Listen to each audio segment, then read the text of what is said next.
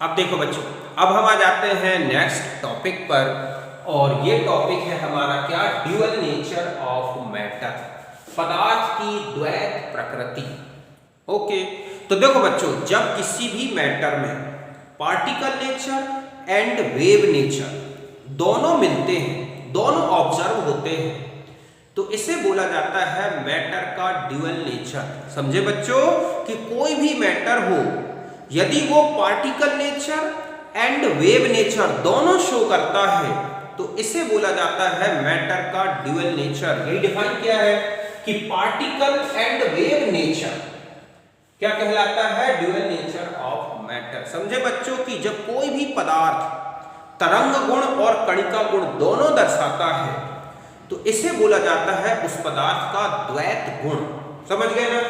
अब मैं ये बता दूं कि ये जो ड्यूअल नेचर है ये किसके लिए सिग्निफिकेंट होता है, तो microscopic particles like as electron, proton, neutron, atom, ions, molecules, ये जो होते हैं और भी सब एटॉमिक पार्टिकल्स जैसे कि meson, graviton, anti proton, anti neutron, इस तरह के जो सब एटॉमिक पार्टिकल्स हैं इनमें ड्यूअल नेचर मिलता है।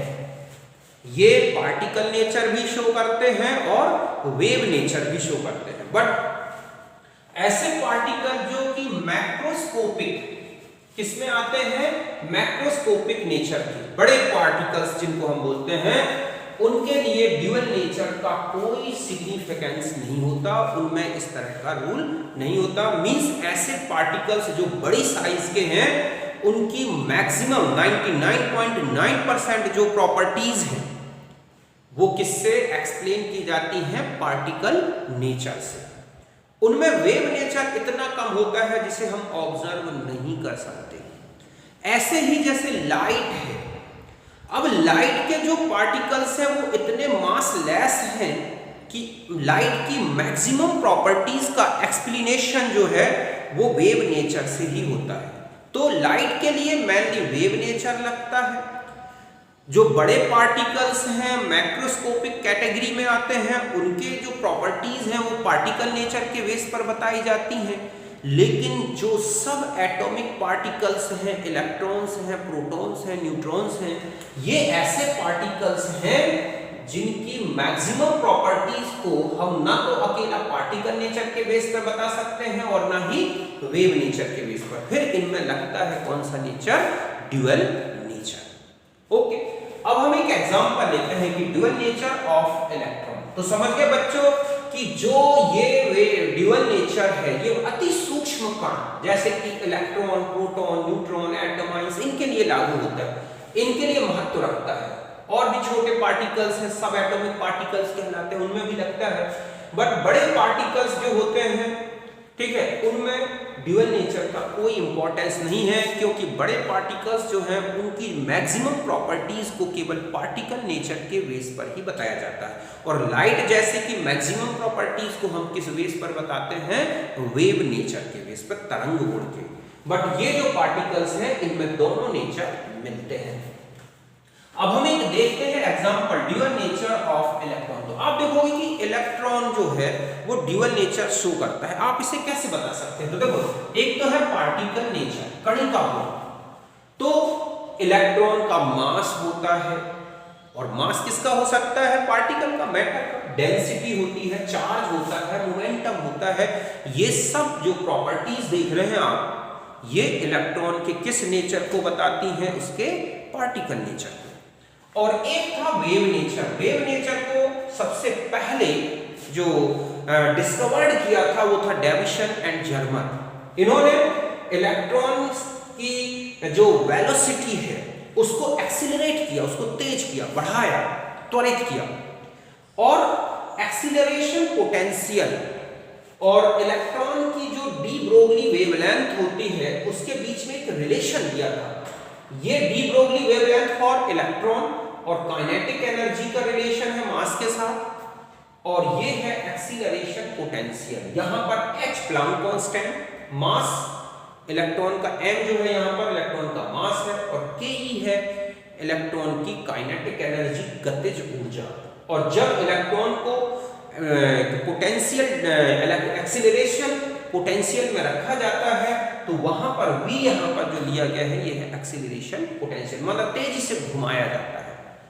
तो उस समय इलेक्ट्रॉन की जो वेलोसिटी बहुत ज्यादा हो जाती है, तब उस समय जो इलेक्ट्रॉनिक वेव होती है वो इलेक्ट्रॉन की जो वेव है और काइनेटिक एनर्जी या फिर एक्सीलरेशन पोटेंशियल का ये रिलेशन दिया था, अगर हम इसमें प्लांक कांस्टेंट, इलेक्ट्रॉन का मास, इलेक्ट्रॉन का चार्ज, इनकी वैल्यू पुट अप कर दें तो इलेक्ट्रॉन की वेवलेंथ का ये फॉर्मूला आ जाएगा lambda E equal to 12.25 upon root v. इस रूट वी के जो है इसको बोलते हैं यहां पर v है एक्सीलरेशन पोटेंशियल। एक्सीलरेशन पोटेंशियल की वैल्यू को पुट अप करके और हम लैम्डा कैलकुलेट कर सकते हैं इलेक्ट्रॉन के लिए।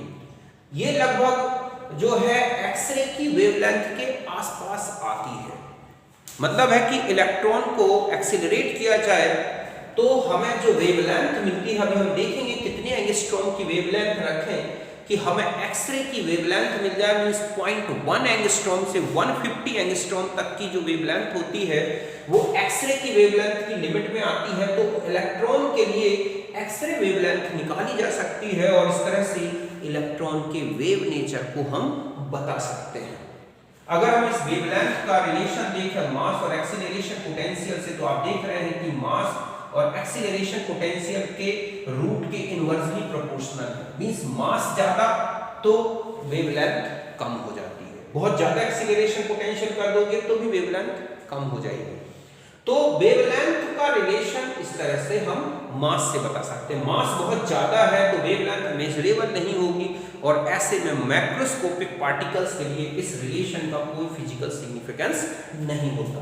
अगर आपको प्रोटॉन के लिए लेना है तो इसी में अगर हम मास प्रोटॉन का, ये चार्ज प्रोटॉन का सब यूज करें तो ये प्रोटॉन की वेवलेंथ को कैलकुलेट करने का रिलेशन है एक्सीलरेशन पोटेंशियल के बेस पर। और अगर आप इसका एक रेशियो पूछ लिया जाता है कि इलेक्ट्रॉन वेव और प्रोटॉन की वेव का क्या रिलेशन होगा, तो अगर आप यहां देखें कि लैम्डा p अपॉन, या हम lambda E upon lambda p ले लें, इस रिलेशन का अगर आप यूज करोगे तो आप देखोगे कि यहां पर प्रोटॉन का मास इनटू प्रोटॉन का एक्सीलरेशन पोटेंशियल, क्यों? क्योंकि इनवर्सली प्रोपोर्शनल है, तो ये एक दूसरे के इनवर्सली प्रोपोर्शनल है। और इलेक्ट्रॉन इनटू ये है, तो ये हो गया mp। क्या है यहां पर? mp हो गया मास ऑफ इलेक्ट्रोटॉन, इसको हम क्या बोलेंगे? मास ऑफ प्रोटॉन, जो आप जानते हैं 1.673 × 10⁻⁻24 ग्राम होता है। me ये क्या है बच्चों? यहाँ पर मास ऑफ इलेक्ट्रॉन, और मास ऑफ इलेक्ट्रॉन में आप जानते हैं किलोग्राम और ग्राम में 10⁻⁻28 ग्राम। ओके, और Vp क्या कहलाएगा? ये कहलाएगा एक्सीलरेशन पोटेंशियल, ठीक है, ऑफ प्रोटॉन, तो V इलेक्ट्रॉन के लिए कहलाएगा और ऑफ इलेक्ट्रॉन। और आगे बढ़ जाए, अगर हम ये कहें कि यहां पर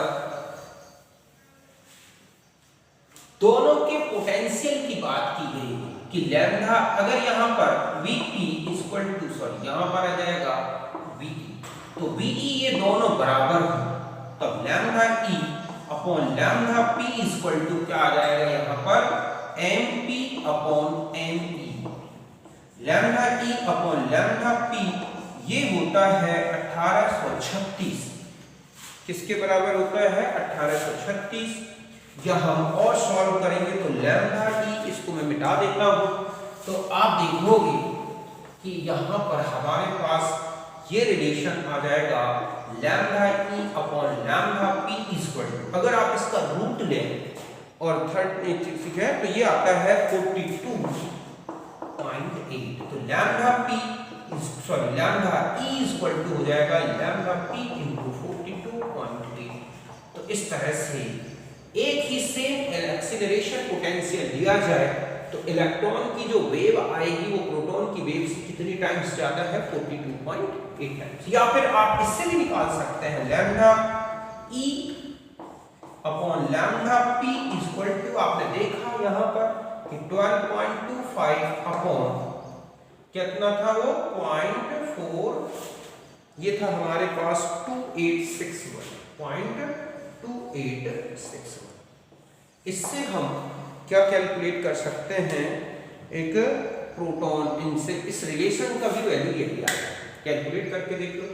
तो इस तरह से इलेक्ट्रॉन और प्रोटॉन की वेवलेंथ के ये रिलेशंस थे। तो यहां तक आप समझ गए। तो ये था ड्यूअल नेचर।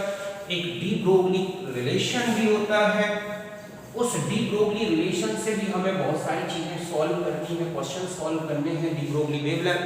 तो हम एक रिलेशन आ जाते हैं, एक है डी ब्रोगली, ठीक है, रिलेशन। तो डी ब्रोगली रिलेशन ये कहता है कि जो ड्यूअल नेचर है ना, पार्टिकल नेचर और वेव नेचर, वो एक दूसरे के इनवर्सली प्रोपोर्शनल है। Means de Broglie wavelength associated with matter is inversely proportional to momentum of particle. किसी भी पार्टिकल के साथ जो वेव नेचर होगा या वेवलेंथ होगी, वो उसके पार्टिकल नेचर मींस उसके मोमेंटम के इनवर्सली प्रोपोर्शनल होगी। मतलब इसने एक रिलेशन दिया है कि 1 अपॉन ये क्या है, lambda equal to h upon mb, या हम यहाँ पर p ले लें तो h अपॉन mb, ये है डी ब्रोगली का रिलेशन, जहां h क्या है बच्चों, प्लैंक कांस्टेंट, और m जो है ये है मास ऑफ पार्टिकल, जो कि आपको क्वेश्चन में दे रखा होगा, आप इसे किलोग्राम में लें। ये तो आप जानते हैं 6 × 10⁻⁻34 जूल सेकंड, ऐसा यूनिट में सब लेना है हमें। और ये क्या है, वेलोसिटी ऑफ पार्टिकल। क्या है ये, वेलोसिटी ऑफ पार्टिकल। अगर हम यहां देखें तो lambda 1 upon lambda 2 equal to, दो पार्टिकल्स अगर डिफरेंट टाइप के हैं तो हम लिखेंगे m2v2 अपॉन m1v1। अगर हमें यह और कह सकते हैं कि lambda 1 upon lambda 2 equal to p2 upon क्या, p1। तो कई बार ऐसे क्वेश्चंस आएंगे कि प्रोटॉन की वेवलेंथ इतनी है और उसका मोमेंटम इतना है, तो इतनी वेवलेंथ के लिए दूसरा मोमेंटम क्या लेना होगा। तो इस तरह के रिलेशंस होंगे। तो ये रिलेशन ये कहता है कि wave nature of particle inversely proportional to the कौन सा, particle nature of matter means momentum. ये दो इक्वेशंस के सम से बना हुआ है, मतलब दो इक्वेशंस के बेस पर डेराइव किया गया है। एक कौन सा है, आप देखोगे प्लैंक वाला, ठीक है, प्लैंक क्वांटम थ्योरी का इक्वेशन दिया गया है, जिसमें कि लाइट पार्टिकल की एनर्जी दी गई है, ठीक है। इस तरह से आप देखोगे पार्टिकल की एनर्जी का एक ये रिलेशन होता है hc, ये है hc अपॉन लैम्डा, और एक पार्टिकल के जो है आइंस्टीन इक्वेशन के बेस पर लिया गया है। तो ये भी एक पार्टिकल की एनर्जी है, ये भी पार्टिकल की एनर्जी है, इन दोनों एनर्जी को बराबर करके ये इक्वेशन डेराइव किया गया है। तो यहां तक समझ गए। तो ये था हमारा डी ब्रोगली कॉन्सेप्ट। अब मैं एक चीज और बता दूं, एक डी ब्रोगली कॉन्सेप्ट और एक बोर थ्योरी, इनके बीच में रिलेशन भी दिया जाता है। मींस एक सर्कमफेरेंस है तो उसमें कितनी इलेक्ट्रॉनिक वेव्स होंगी, इसकी कैलकुलेशन कर सकते हैं। तो हम लेते हैं एक रिलेशन बिटवीन, ठीक है, कौन सा है, बोर थ्योरी, ठीक है, एंड डी ब्रोगली इक्वेशन। तो देखो अभी आप जानते हैं कि अगर हम बोर थ्योरी का मेन पोस्टुलेट देखें तो वो होता है क्या होता है कि MBR equal to NH upon 2π, या आप ऐसा लिख सकते हैं 2πR equal to NH upon MB। मैंने यहां इसको लिख दिया, MB को उठा के यहां कर दिया, H अपॉन ये जो है MB, ओके, ये किसके बराबर है, लैम्डा। ये किससे है, डी ब्रोगली इक्वेशन। तो हम लिख सकते हैं 2πR इक्वल टू n, इसकी जगह क्या आ जाएगा, लैम्डा।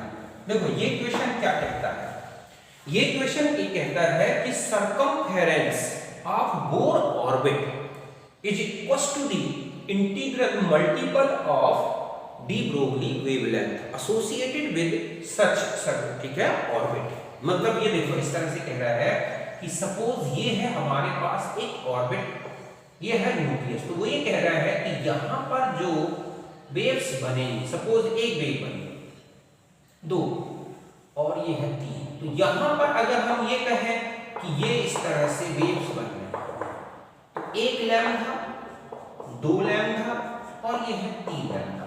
मतलब ये जो सरकमफेरेंस है, परिधि जो है पूरी एक बोर ऑर्बिट की, इसमें या तो एक वेवलेंथ आएगी electronic wave D Broglie wavelength, या दो आएंगी या तीन, मींस इसमें इंटीग्रल मल्टीपल में क्या होंगी वेवलेंथ। और ये एक आप देखोगे प्रूफ करके अभी कि किसी भी ऑर्बिट से रिलेटेड डी ब्रोगली वेवलेंथ का नंबर वही आता है जितना उस ऑर्बिट के लिए प्रिंसिपल क्वांटम नंबर होता है।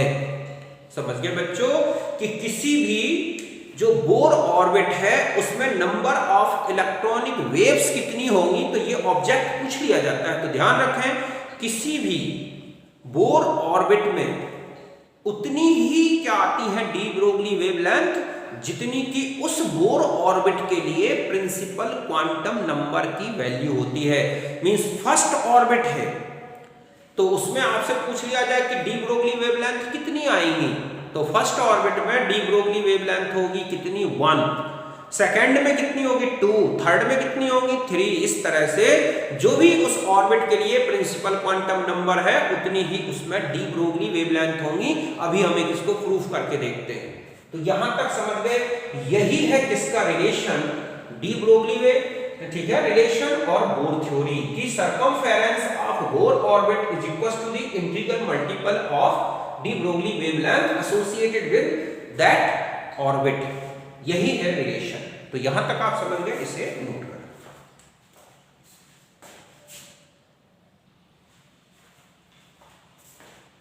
देखो बच्चों अभी मैंने आपको ये रिलेशन बताया कि 2 pi r equal to n lambda, तो n इक्वल टू क्या हो जाएगा 2 पाई r अपॉन लैम्डा। यहां पर ये है क्या नंबर ऑफ, ठीक है, D Broglie wavelength associated with that orbit. समझ गए ना कि जिस ऑर्बिट की सरकमफेरेंस आपको दी है उस सरकमफेरेंस में कितनी डी ब्रोगली वेवलेंथ होगी, वो है n। हम इस इक्वेशन में और आगे बढ़ रहे हैं, 2 pi r lambda equal to होता है h अपॉन n, यही होता है ना, या हम इसको ले 2 पाई अपॉन h, तो यहां पर हो जाएगा mvr। ओके, ये किसके इक्वल चल रहा है, ये और आगे बढ़े तो 2 pi upon h into n h upon 2 pi, यही होता है। mvr इक्वल टू क्या होता है, mvr equal to n h upon 2 pi. तो मैंने mvr की जगह ये वैल्यू रख दी। अब अगर हम n यहां पर, ये तो हो गई नंबर ऑफ वेव्स, ये ठीक है, मैं यहां nx कर दूं, यहां nx की जगह मैं क्या रख दूं 1, तो n इक्वल टू देखो क्या आ जाएगा 2 pi upon h into h upon 2 पाई, ये कैंसिल हो गया। तो यहां पर हमने रखा था 1, तो हमारे पास n कितना आ गया 1। अगर हम यहां पर यही रख दें, ठीक है, nx की जगह आप देखेंगे कि 2 पाई h upon 2 into h upon 2 pi, तो ये n इक्वल टू कितना आ जाएगा, तो वही निकल रहा है कि जिस ऑर्बिट के लिए आप डी ब्रोगली वेवलेंथ निकाल रहे हैं उस ऑर्बिट का जो प्रिंसिपल क्वांटम नंबर है ना, उतना ही आपके पास क्या निकलेंगी नंबर ऑफ वेव्स। और यही इसने कहा, समझ गए ना कि हम सीधा से कह सकते हैं कि number of waves, wavelength, number of wavelength means n equals to the number of, ठीक है, या हम ये कहें length in orbit equals to the value of n। n मतलब यहां पर क्या है, principal quantum number of orbit, ऐसा लिखा है। उस ऑर्बिट के लिए जो भी कोई प्रिंसिपल क्वांटम नंबर की वैल्यू है उतनी ही डी ब्रोगली वेवलेंथ आएगी। एक ऑब्जेक्ट होता है ना कि अगर थर्ड ऑर्बिट है तो इसमें कितनी डी ब्रोगली वेवलेंथ होंगी इलेक्ट्रॉन के लिए, तो 3 हो 4 हो, इस तरह से आपको प्रूव करना है। अब हम कुछ इंपॉर्टेंट न्यूमेरिकल्स लेते हैं। ओके,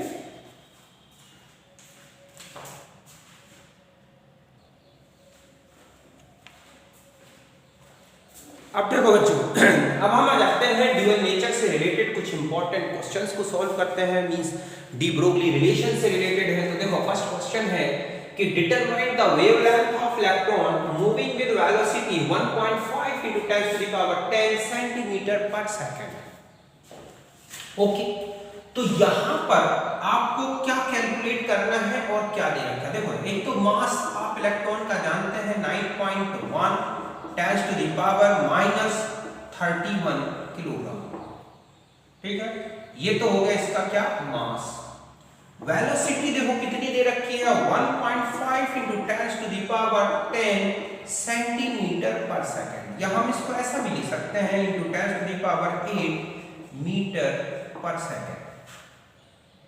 ओके, क्यों? क्योंकि सेंटीमीटर को जब आप मीटर में डिवाइड करेंगे तो किससे डिवाइड कर देंगे 100।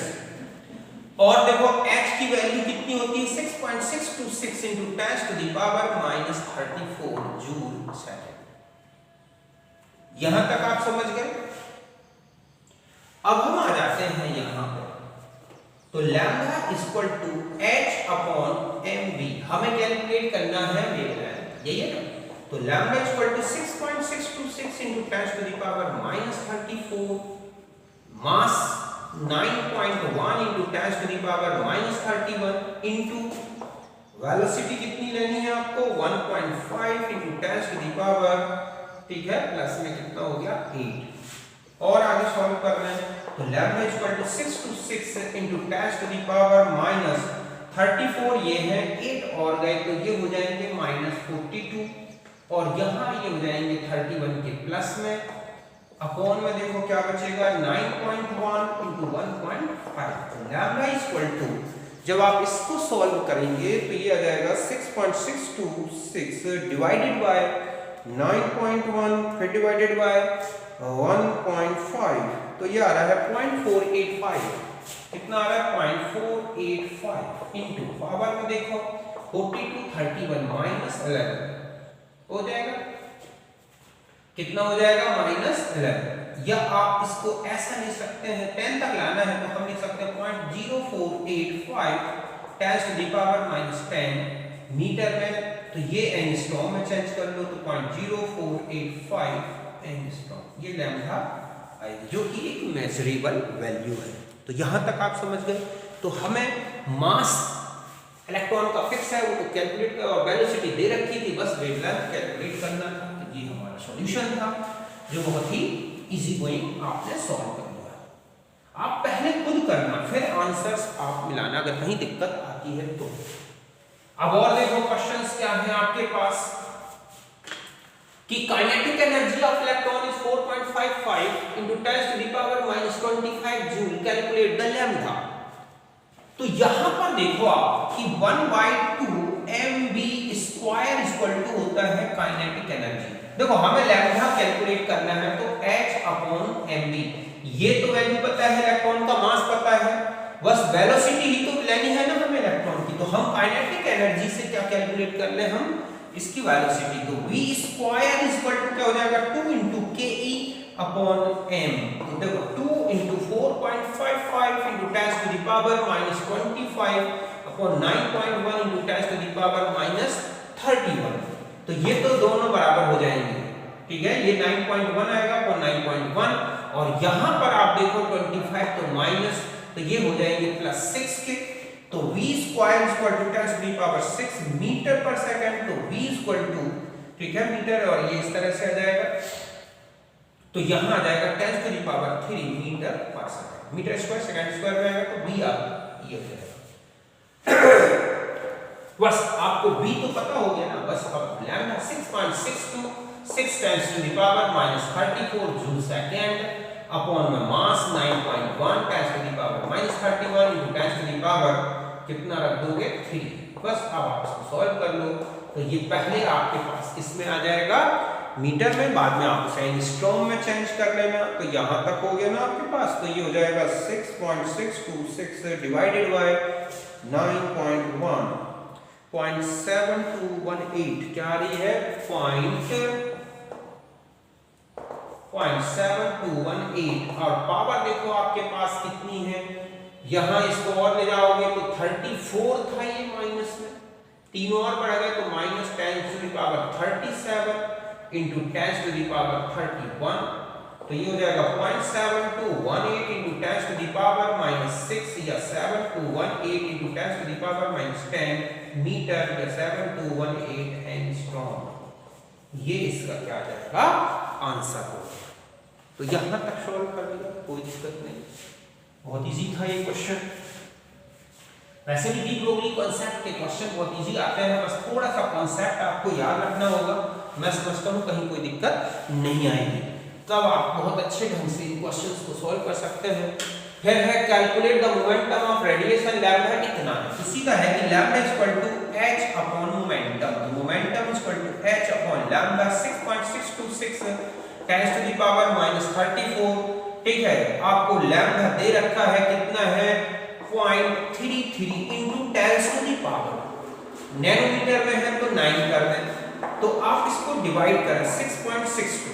ठीक है, अगर आप इसमें देखें तो अगर इसका एक पॉइंट या 2 पॉइंट शिफ्ट कर दें तो आप लिख सकते हैं 662.6 अपॉन 33। और यहां पर पावर देखो कितनी बची 34 तो -25, यही होगी ना। 34 में से सॉरी कितने बचेंगे 34 में से 9 माइनस कर दे, ठीक है, तो 25। तो ये लगभग 20.0 इंटू 10 टू द पावर -25 है 2.0 इंटू 10 टू द पावर -24। और जो भी मोमेंटम की यूनिट है वो ले सकते हैं। तो यहां पर ये है इसका कैलकुलेशन। अब नेक्स्ट क्वेश्चन में आ जाओ। नेक्स्ट क्वेश्चन देखो क्या कह रहा है कि electron is accelerated by 200 volt and 50 volt respectively, calculate the de Broglie. तो हम ऐसा लेना है lambda 1 upon lambda 2 equal to v2 upon क्या v1। v1 जब हम कितना ले रहे 200, तब हम यहां लैम्डा 1 लेंगे, और v2 जब हम कितना ले रहे 50, तो ये हमारे लिए क्या हो जाएगा लैम्डा 2। तो हम lambda 1 upon lambda 2 equal to, तो ये है v2 अपॉन v1। तो हमारे पास v2 है 50 और v1 है 200। समझ गए ना कि हम v2 कितना यूज करेंगे 50, तो ये हो गया, और v1 तो ये हो गया। और आगे देखो तो lambda 1 upon lambda 2 equal to √1/4। ये lambda 1 upon lambda 2 equal to 1/2। बस ये रेशियो निकालना था, ठीक है, कि लैम्डा 1 रेशियो लैम्डा 2 1 रेशियो। तो इस तरह से एक्सीलरेशन कराने से ये हमें वेवलेंथ का रेशियो मिलेगा। ये हमारा आंसर होगा। और देखो आप क्वेश्चंस में कि distance covered by electron in 1 second is equal to the wavelength, then wavelength will be क्या होगा। तो देखो आपको lambda equal to h upon mv, ये है velocity of electron, distance covered, ठीक है, बाय इलेक्ट्रॉन इन 1 सेकंड। तो वो कह रहा है कि लैम्डा इक्वल टू v है, तो हम lambda equal to h upon m into lambda, या lambda square equal to h upon m, तो lambda equal to √h upon m। यही इसका ऑब्जेक्ट का आंसर होगा। इस तरह से क्वेश्चन हुआ हमारा सॉल्व। और देखो क्या लिखा है कि लैम्डा 1 इतना है in any momentum, if momentum decrease by half तो लैम्डा, तो आप फिर वही रिलेशन लगाएंगे lambda 1 upon lambda 2 equal to p2 upon क्या हो जाएगा p1। अपोजिट होते हैं एक दूसरे के मोमेंटम। तो लैम्डा 1 आपको दे रखा है 5 × 10 to the power -8 upon lambda 2 equal to, ठीक है, ये कह रहा है कि जो मोमेंटम है, if momentum decrease by half, तो p2 इक्वल टू p1/2 करें, और ये है p1, तो p1 से ये हो गया। तो हमारे पास क्या आ गया बच्चों 5 × 10 to the power -8 8 upon lambda 2 equal to 1/2। तो लैम्डा 2 इक्वल टू ये हो जाएगा 10 into 10 to the power minus 8 means 10 to the power 7। ये आ जाएगा हमारा लैम्डा 2 मीटर में। ओके, यहां तक आप समझ गए। नेक्स्ट में आ जाते हैं।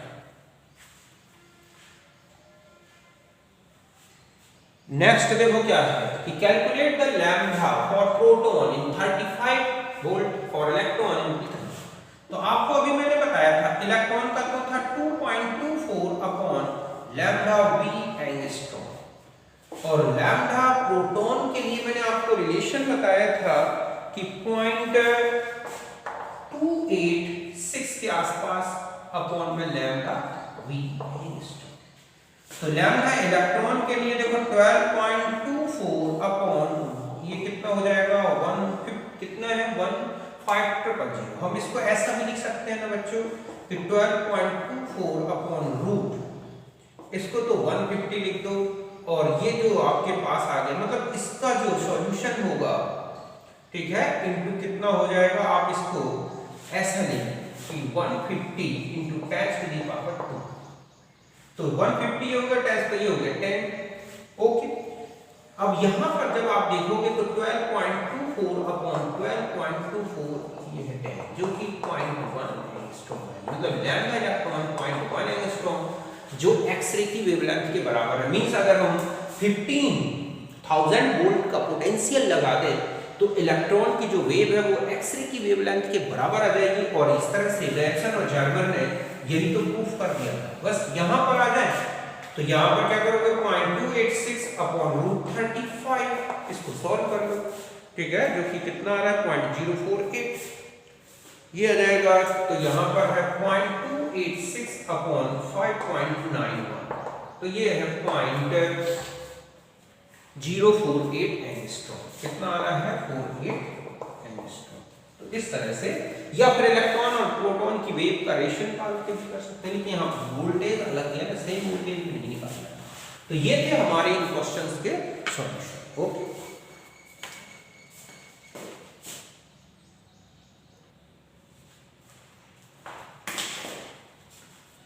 अब देखो बच्चों नेक्स्ट आ जाते हैं, और ये है हाइजेनबर्ग अनसर्टेनिटी प्रिंसिपल।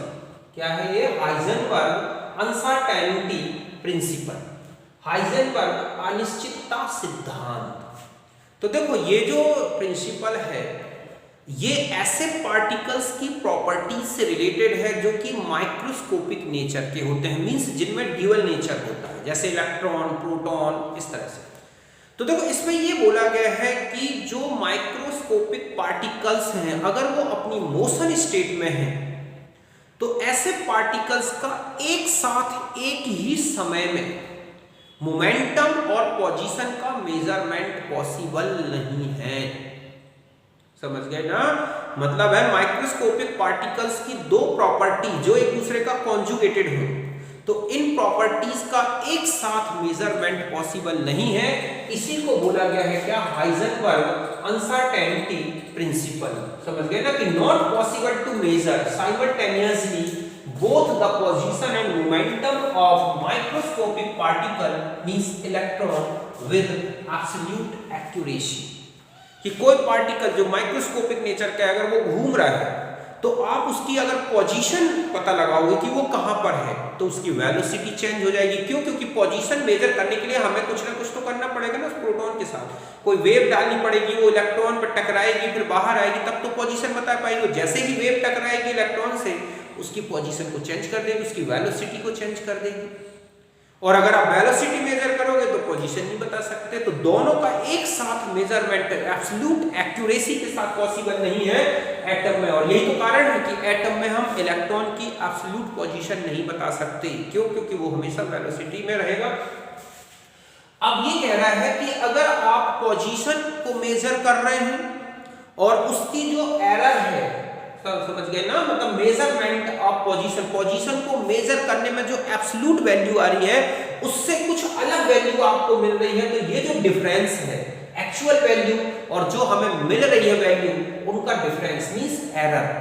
कि पोजीशन के मेजरमेंट की जो एरर है या हम कहें अनसर्टेनिटी जो है, पोजीशन के मेजरमेंट की अनसर्टेनिटी जो है वो है डेल्टा एक्स, और मोमेंटम के मेजरमेंट की जो एरर है या अनसर्टेनिटी जो है वो है डेल्टा पी।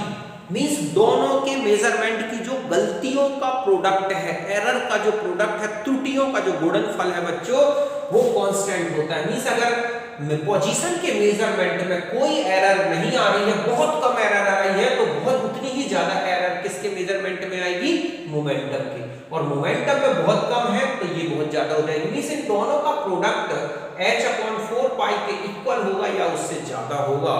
मींस ये कांस्टेंट रहता है कि ये ज्यादा तो ये कम। मींस पोजीशन के मेजरमेंट में एरर जितनी कम आएगी, मोमेंटम के मेजरमेंट में एरर उतनी ज्यादा आएगी, और अगर इसमें बहुत कम आएगी तो उतनी ज्यादा इसमें आएगी। इसी का प्रोडक्ट इसने कहा है हाइजेनबर्ग में कि ये है होता है delta x into delta P equals और ग्रेटर देन h/4 पाई। अब ये ध्यान रखना है कि देखो इनका प्रोडक्ट कांस्टेंट है। अब चाहे पार्टिकल माइक्रोस्कोपिक हो या मैक्रोस्कोपिक, ध्यान रखें अगर उनकी पोजीशन के मेजरमेंट की एरर बराबर है तो उनके मोमेंटम के मेजरमेंट की एरर या अनसर्टेनिटी भी क्या होगी, बिल्कुल बराबर आएगी। इस तरह के क्वेश्चन होते हैं ना कि इलेक्ट्रॉन और हीलियम पार्टिकल्स के पोजीशन के मेजरमेंट का जो एरर है वो डेल्टा एक्स वो बिल्कुल बराबर है, तो बताएं कि उनके मोमेंटम के मेजरमेंट का एरर क्या होगा, तो वो भी बराबर आएगा। या फिर कहें इलेक्ट्रॉन का मेजर, ठीक है, मोमेंटम मेजरमेंट का एरर x है, तो हीलियम के लिए क्या होगा, डेल्टा p का वैल्यू तो वो भी x हो। अभी हम इस तरह के क्वेश्चन देखेंगे। तो ये प्रोडक्ट बराबर है, मतलब ये प्रोडक्ट है h/4 पाई। अब ये डिपेंड नहीं करता कि पार्टिकल का मास कितना है, ज्यादा है या कम।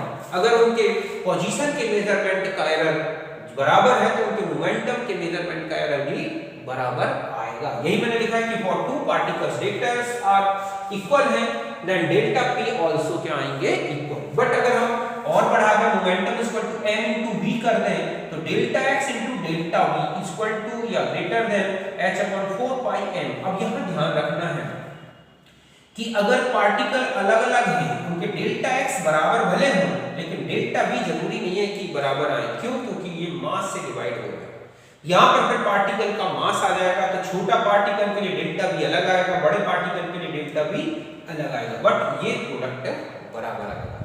समझ गए ना, चाहे कैसा भी पार्टिकल लिया जाए। अब देखो हाइजेनबर्ग अनसर्टेनिटी प्रिंसिपल और भी कई क्वांटिटीज के लिए भी अप्लाई होता है। हम इसी मोमेंटम, इसी इक्वेशन को देखो और किसके लिए यूज कर सकते हैं, एनर्जी और टाइम के प्रोडक्ट के लिए भी ये लगता है। देखो कैसे, आपने देखा कि ये है, हम ऐसा ले कि ये है delta p into delta x equal to क्या है, h/4 pi. Okay, momentum equal to क्या होता है बच्चों, मास इंटू वेलोसिटी। हम इसको ऐसा लेंगे, हमें केवल यहां पर p इंटू x लेंगे, h/4 पाई। अभी मैं p और x की वैल्यू से देखो, p क्या है यहाँ पर m into v into x, ये हो गया, तो ये हो गया मास इंटू ये क्या हो जाएगा बच्चों, वेलोसिटी इंटू ये क्या है, डिस्टेंस, ठीक है, h/4। अब मास तो मास ही रहने दें हम, वेलोसिटी इक्वल टू क्या होता है, इंटू डिस्टेंस अपॉन में क्या होता है, टाइम इंटू यहां पर डिस्टेंस ही रहने दें। ओके, ये सेम। और आगे बढ़ा दें हम, mass into distance, okay, upon time का स्क्वायर कर दूं मैं, तो यहां पर लिख सकता हूं डिस्टेंस इंटू टाइम। एक टाइम ऊपर एक टाइम नीचे कर दिया। अब ये बन गया मास इंटू एक्सीलरेशन, हो गया ना, distance upon time square, acceleration into distance into time.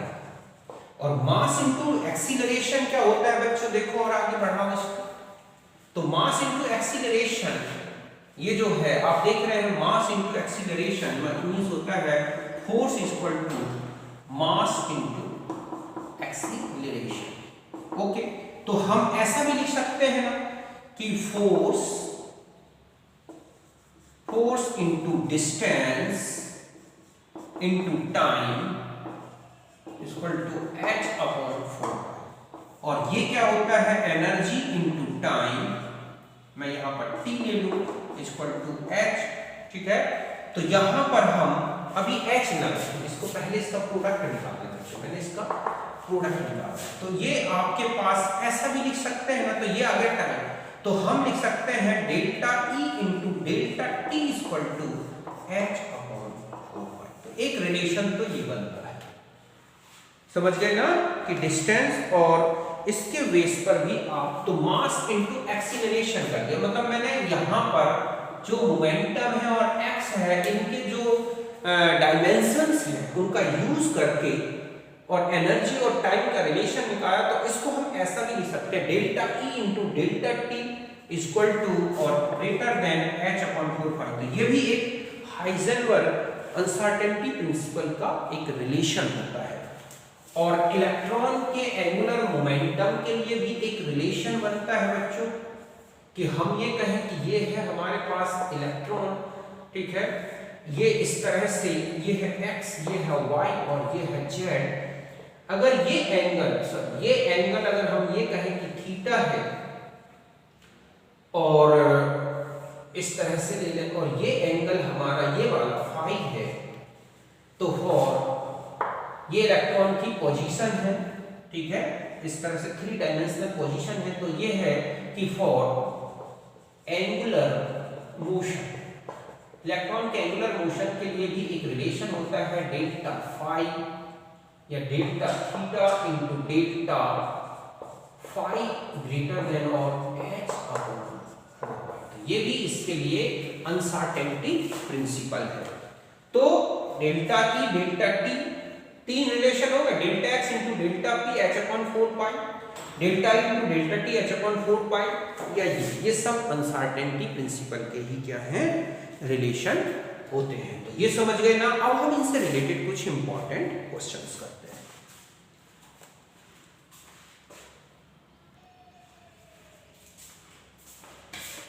अब देखो बच्चों, अब हम आ जाते हैं इन क्वेश्चंस में जो कि हमारे हाइजेनबर्ग अनसर्टेनिटी प्रिंसिपल से रिलेटेड हैं। ओके, तो पहला क्वेश्चन है कि for electron delta x 10 picometer delta v क्या होगा। ओके, तो देखो यहां पर अगर हम सॉल्व करें तो ये रिलेशन जानते हैं कि अकॉर्डिंग टू, ठीक है, अनसर्टेनिटी प्रिंसिपल, तो आप जानते हैं delta x into delta v, ठीक है, h अपॉन 4 पाई n, ठीक है। बस अब आपको क्या कैलकुलेट करना है, हम क्या दे रखा है, देखो डेल्टा v, तो डेल्टा x कितना है 10 पिकोमीटर, आप इसे ऐसा लिखें 10 to the power -12 meter means 10 to the power 11 meter, है ना। m कितना इलेक्ट्रॉन का यूज करना है 9.1 into 10 to the power 31 kilogram.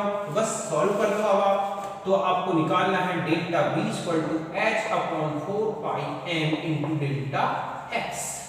तो 6.626 into 10 to the power -34 upon 4 into 22 upon 7 into 9.1 into 10 to the power -31 into 10 to the power 11। जब आप इसे सॉल्व करोगे पूरा, तो ये जो आपका वैल्यू आएगा ये आ रहा है 5.76 इंटू 10 टू द पावर 6 और मीटर पर सेकंड। ओके, तो ये है इसका आंसर पहले वाले क्वेश्चन। तो बहुत इजी था, तो आपको डेल्टा एक्स दे रखा था, डेल्टा बी कैलकुलेट करना, कहीं कोई दिक्कत ही नहीं है। अब नेक्स्ट क्वेश्चन में देखो, इस तरह के क्वेश्चन काफी आते रहते हैं, समझ गए ना। ये वाला क्वेश्चन पहले तो मैं ये पूछ रहा है कि calculate the product of delta x and delta p for electron. तो आपको ये निकालना है कि delta x and delta p equal to h upon 4 pi n। ये जो वैल्यू है इसे आप सॉल्व कर लो, तो ये हो जाएगी 6.626 into 10 to the power -34 upon 4 into 22 upon 7 into 9.1 into 10 to the power 31। जब आप इसे सॉल्व करेंगे तो ये प्रोडक्ट आ रहा है 5.77 इंटू 10 टू द पावर -5, ठीक है, मीटर स्क्वायर सेकंड। तो ये इसका प्रोडक्ट है, इसकी यूनिट हो गई मीटर, ये हो गई मीटर पर सेकंड पे दिया जाएगा। तो ये इसका प्रोडक्ट था। ये ध्यान रखें, इतना प्रोडक्ट अगर आप सॉल्व कर लेंगे तो बाकी डेल्टा वी का डिवाइड करके आप कैलकुलेशन बहुत इजी कर सकते हैं।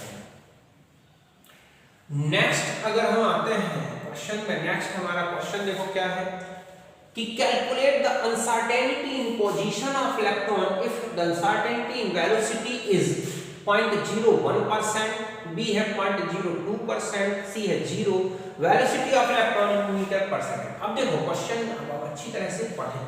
वो ये कह रहा है कि अगर वेलोसिटी ऑफ इलेक्ट्रॉन है 300 मीटर पर सेकंड, तो आपको बताना है कि पोजीशन की अनसर्टेनिटी क्या होगी यदि जो वेलोसिटी में अनसर्टेनिटी है वो है 0.01%, 0.02%। तो देखो ये इसका मतलब क्या है, पहले तो हम यहां लिखेंगे।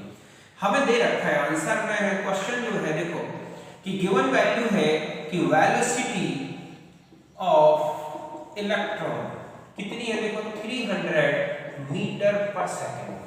अब यहां देखो अकॉर्डिंग टू क्वेश्चन, ठीक है, कि 0.00 मतलब हम ये कहें कि 100 मीटर पर सेकंड में जो डेल्टा v है, v1 हमेशा ले लें, वो है हमारे पास माइनस ये। तो आपके पास वेलोसिटी कितनी है 300, तो 300 मीटर पर सेकंड में कितनी होगी, तो हम लिखेंगे 10 to the power -3 upon 10 to the power 2 into 3 into 10 to the power 2। तो ये हो गया, तो ये आ गया आपके पास 3 into 10 to the power -3 meter per second. ये यूज करोगे आप डेल्टा v की जगह कि 300 मीटर पर सेकंड अगर वेलोसिटी है और वेलोसिटी में जो एरर है वो है 0.01%, तो वो पूछ रहा है कि डेल्टा x क्या होगा। अब आप यूज करोगे तो पहले आपने देखा कि क्वेश्चन में कि 0.001% की जो एरर आ रही है वो 100 मीटर पर सेकंड की वेलोसिटी में आ रही है। आपके पास है 300 मीटर पर सेकंड की वेलोसिटी, तो इसमें कितनी एरर आएगी, वो एरर निकाल लें। तो delta x into delta p delta v h upon 4 pi m, ये जो वैल्यू है आपने कैलकुलेट कर ली। डेल्टा x ये जो आई ना, ये है, ठीक है, अनसर्टेनिटी इन पोजीशन, ठीक है, when velocity of electron 300 meter per second. जब इतना मीटर पर सेकंड में है तब पोजीशन में क्या अनसर्टेनिटी आएगी, तो आप लिखेंगे कि डेल्टा v, तो h upon 4 pi m into delta v, तो 6.626 into 10 to the power -34 upon 4 into 22 upon 7 into 9.1 10 to the power 31 into आपके पास ये है 3 इंटू 10 to the power -3। अभी मैंने इतने का सॉल्यूशन तो बता चुका था, जो आपने देखा था कि ये था आपके पास 5.77 इंटू 10 to the power -5। तो बचा क्या आपके पास नीचे 3 इंटू 10 to the power -3। बस इसको अगर आप सॉल्व कर लोगे तो आपका आंसर आ जाएगा डेल्टा x का, जो आ रहा है 1.92 इंटू 10 to the power -2 मीटर। तो इस तरह से आपको पहले वेलोसिटी कितनी है उस वेलोसिटी में डेल्टा v कैलकुलेट कर लेना है। आपको परसेंट के बेस पर दे रखा था क्वेश्चन में, बस ऐसे ही दूसरा क्वेश्चन है, ऐसे ही उसका सी ऑप्शन है। देखो इसमें भी क्या करना है आपको कि 100 मीटर में है 2 इंटू 10 to the power -2, तो 300 में कितनी हुई, तो 2 into 10 to the power -2 upon 100 into 300। Okay, तो ये हो गई 6 into 10 to the power -2 delta v। ये यूज करना है इस फॉर्मूले में, बस आप इसे सॉल्व कर लो। तीसरी बार में आपको डेल्टा v की वैल्यू 0 यूज करनी है इस फॉर्मूले को, फिर सॉल्व कर लो, आ जाएगा। ओके, बहुत इजी है ये। और इस तरह के क्वेश्चन आप देखोगे बहुत ही आए हुए हैं एक्सरसाइज में। आप देखोगे अगर अनसर्टेनिटी प्रिंसिपल से रिलेटेड अगर क्वेश्चन है तो इनमें इस तरह के क्वेश्चन एक दो तो जरूर मिलेंगे, और आप ये अच्छी तरह से देख लें। An electron has speed for 500 meter per second and uncertainty 0. What is the uncertainty in the locating of its position? बिल्कुल वही का वही क्वेश्चन है कि 100 मीटर में 0.02 into 2 into 10 to the power -2 की अनसर्टेनिटी है, तो 500 में 2 into 10 to the power -2 upon 100 into 500, तो ये हो जाएगा 10 into 10 to the power -2 means 10 to the power -1। तो डेल्टा v आ गया। बस डेल्टा x के लिए आप h अपॉन 4 पाई, ठीक है, और क्या था वो delta v into m use करने तो डेल्टा x आ जाएगा, जो कि आप सॉल्व कर सकते हैं। बहुत ही इजी गोइंग सॉल्व हो जाएगा आपके पास ये क्वेश्चन। अब क्या है कि यदि डेल्टा x डेल्टा p के बराबर है तो calculate delta v for electron. तो देखो बच्चों, अभी आपने देखा delta x into delta p equal to h upon 4 pi, ये है। अब वो ये कह रहा है कि delta x equal to delta p, तो हम ऐसा लिख सकते हैं ना कि इसको हम अगर दोनों बराबर हैं तो हम इसकी जगह यूज कर सकते हैं डेल्टा p का square equal to h upon 4 pi. तो हमारे पास डेल्टा p इक्वल टू आ जाएगा h अपॉन 4 पाई का रूट। मैंने यहाँ पर क्योंकि हमें वेलोसिटी का प्रोडक्ट निकालना, अगर डेल्टा x का पूछता तो हम डेल्टा x लेके कर सकते थे। तो यहाँ पर अगर वो पूछ ले कि डेल्टा x क्या होगा, वो भी रिलेशन बता देता हूँ मैं आपको। तो यहाँ तक आ गए। अब आप यहाँ देखोगे कि ये हो जाएगा डेल्टा m इंटू, ठीक है, v equal to h upon 4 pi. तो डेल्टा v इक्वल टू हो जाएगा 1 upon m root h upon 4 pi. ये हमारा डेल्टा v का कैलकुलेशन होगा। डेल्टा x पूछ लेता कि डेल्टा x कितना होगा, तो आप delta x square equal to h upon 4 pi लिखते तो डेल्टा x इक्वल टू हो जाता रूट h अपॉन 4 पाई। बस ये रिलेशन था। तो यहां तक समझ गए, इन क्वेश्चंस को नोट करें।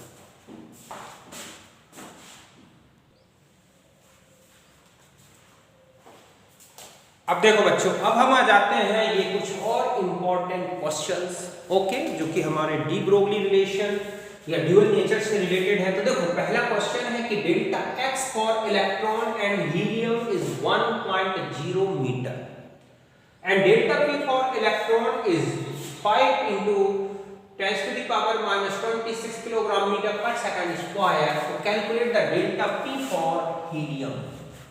तो मैंने अभी आपको बताया था कि delta x into delta p h upon 4 पाई। ध्यान रखें कि इनका प्रोडक्ट कांस्टेंट होता है।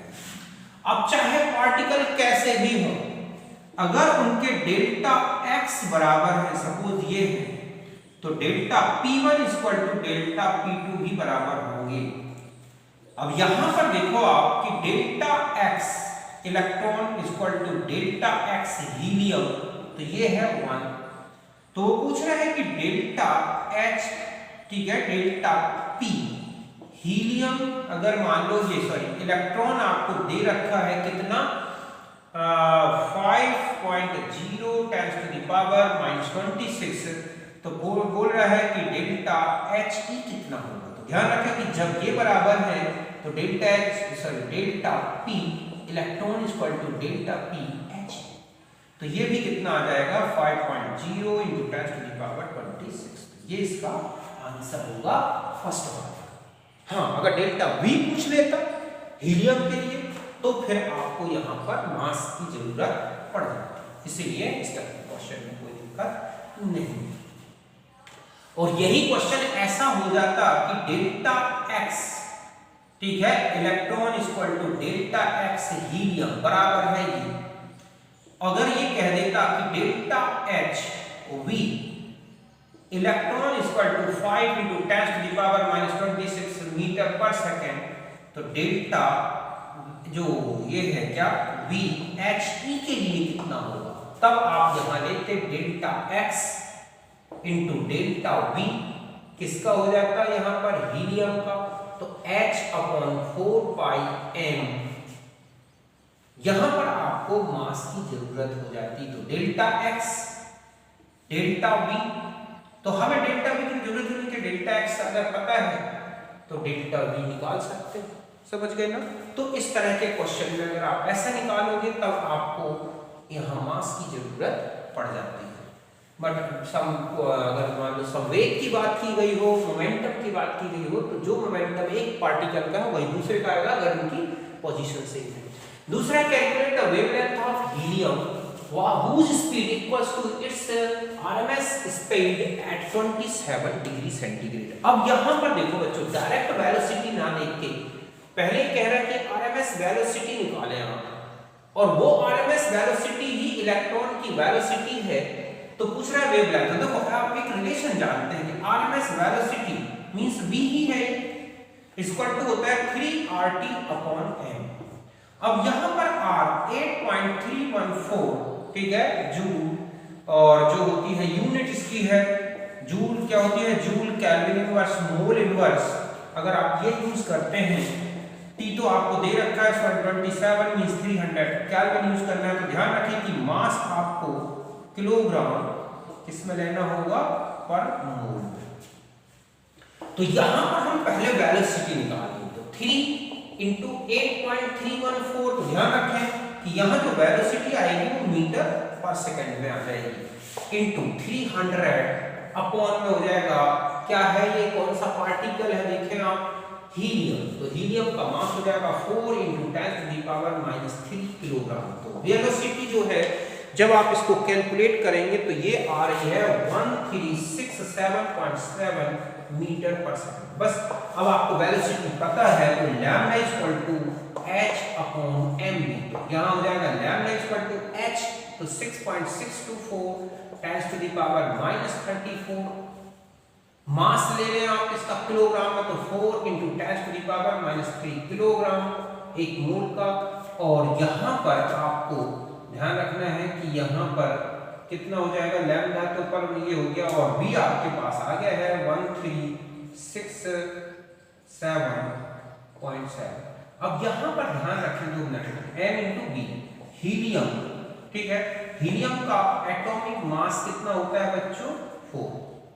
तो आपको इसको किलो एटॉमिक मास 4 AMU, तो आपको पहले से किलोग्राम में चेंज करना होगा। तो हीलियम के लिए जो मास होगा हो जाएगा 4 इंटू 1.66 इंटू 10⁻⁻27 किलोग्राम। सॉरी, ये वैल्यू रखोगे m की जगह पर, कि हीलियम का जो मास है वो कितना है, एक एटम का मास 4 AMU, तो उस मास का यूज करोगे आप। और v वेलोसिटी आपको पता है h, तो एक हीलियम एटम का लैम्डा आ जाएगा जब वो वेलोसिटी शो करेगा। समझ गए ना? तो यहाँ हीलियम का पूरा टोटल एक एटम का मास लेना होगा, तो एटॉमिक मास इनटू AMU, तो AMU कितनी ये है, तो ये मास हो गया एक हीलियम एटम का। हीलियम एटम की वेलोसिटी आ गई, हीलियम एटम के लिए फिर लैम्डा कैलकुलेट करनी थी, जो आप इससे कैलकुलेट करेंगे, तो ये आ रही है 7.29 into 10⁻⁻11 metre per second. Okay, तो यहां तक आप समझ गए अच्छी तरह से। अब हम नेक्स्ट में आते हैं।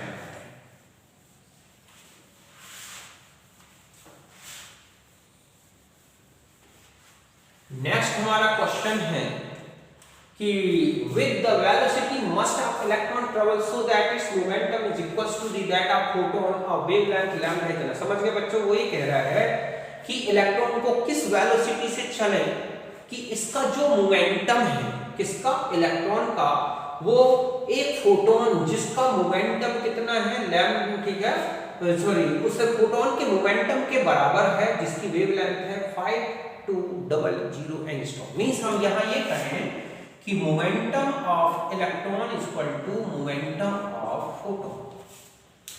ओके, अब यहां पर आपको ये जो इलेक्ट्रॉन का मोमेंटम है, तो हमें यहां पर सबसे पहले किसका मोमेंटम निकालना पड़ेगा, फोटोन का। तो फोटोन का मोमेंटम आप किससे निकालोगे, lambda equal to h upon mv, तो mv इक्वल टू लैम्डा, ये हो जाएगा लैम्डा।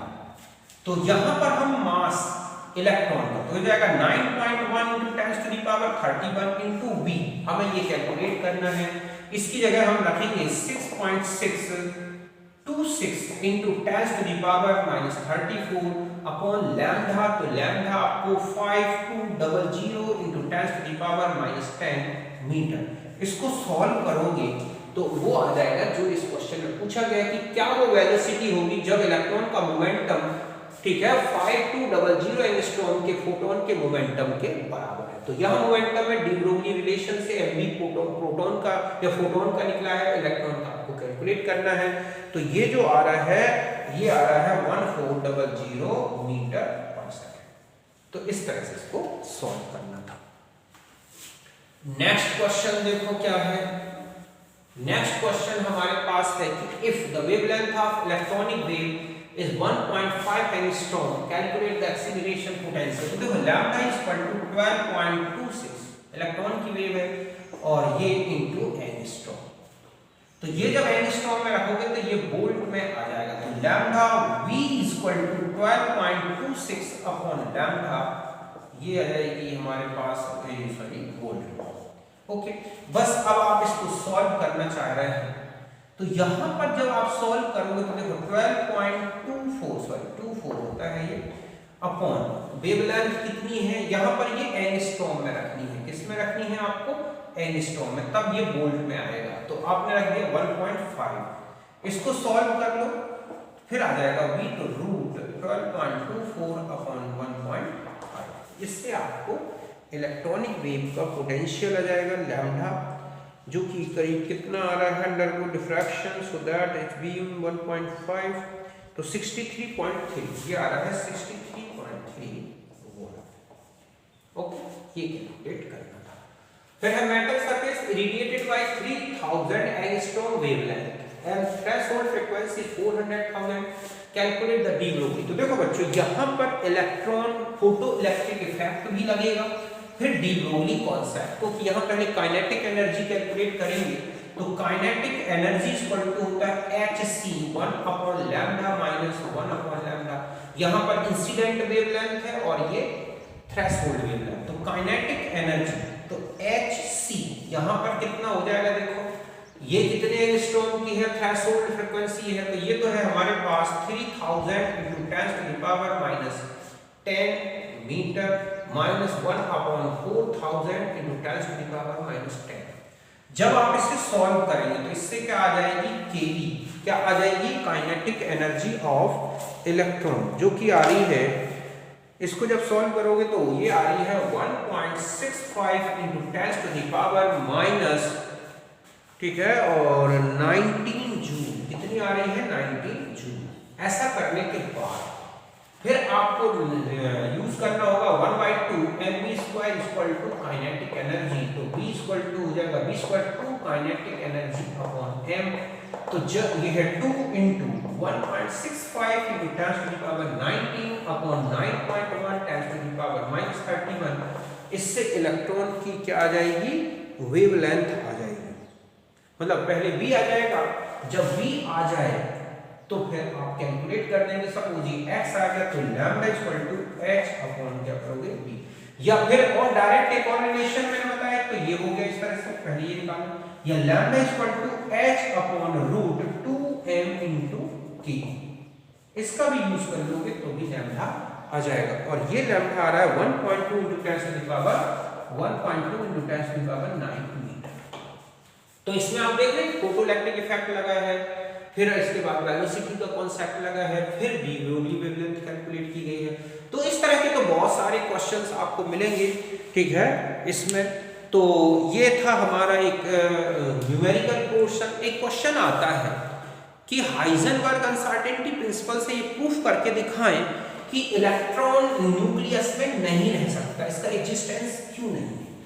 तो देखो बच्चों, अगर हम ये बात देखें कि ये है न्यूक्लियस और अगर यहाँ इलेक्ट्रॉन आ जाए, हम जानते हैं कि यहाँ जो है 10 to the power 15 मीटर की साइज होती है। ये क्या है, साइज ऑफ न्यूक्लियस। तो डेल्टा x मैक्सिमम कितना हो सकता है, 10 to the power minus 15।